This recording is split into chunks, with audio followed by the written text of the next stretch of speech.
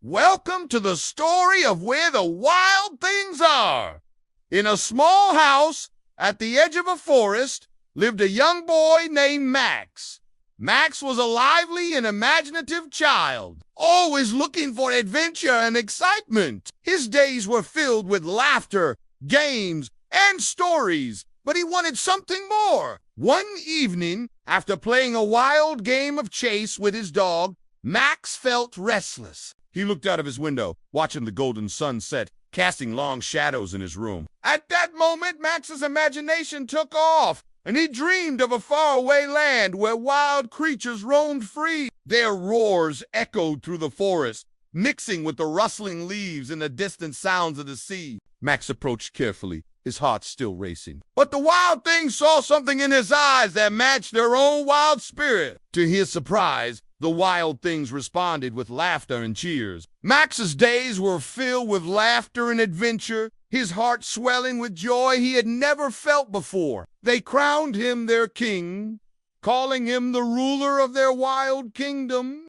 The wild kingdom was wonderful, but he missed his home and the familiar comforts of his own world. The transformation was complete. His room was just a room again, and the wild things were memories in his heart. As he slept, a small smile played on his lips, a sign of the magical journey he had taken. Max climbed into his bed, feeling a sense of happiness he had never known before. The wild things understood, and with a mix of sadness and pride, they said goodbye. Max boarded his imaginary sailboat once more, heading back to his own world. The wild things sensed his sadness and gathered around him, listening to his thoughts with understanding eyes. The land was wild, covered in thick forests and tall cliffs. Strange and wonderful creatures hid in the shadows, their eyes shining with curiosity. He knew that his adventures were not just in books or his imagination.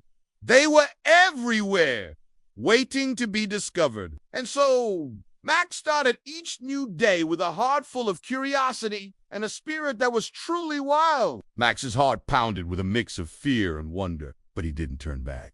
As night came, Max's room turned into a world of imagination. The island seemed alive, responding to his every thought and feeling. As he went deeper into the island, he met the most amazing creatures he had ever seen. The wild things, they saw the fire of imagination in him, the same fire that burned in their own wild heart. Max felt a connection with these creatures, a bond that didn't need words. His bed became a sturdy sailboat, and he set sail across a vast ocean. The waves were gentle, and the moon lit his path like a guiding star. Max's heart raced with excitement as he sailed on, his eyes fixed on the horizon. After what seemed like a long time, Max's boat reached the shores of a mysterious island. Stepping onto the island, Max realized that he was no longer in control of his adventure. These wild things had fur and feathers, each one more fantastic than the last. One by one,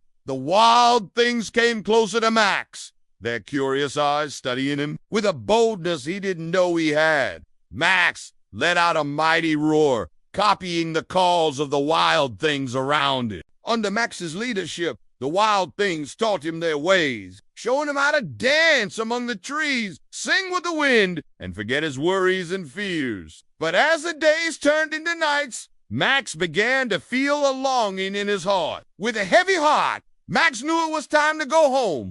As the first light of dawn broke through the clouds, Max's sailboat gently glided back to his bedroom, and so Max drifted off to sleep, his dreams filled with the echoes of laughter, the rustling of leaves, and the wild things that had become his friends. In the morning, Max woke up with a new sense of wonder and appreciation for the world around him. The end.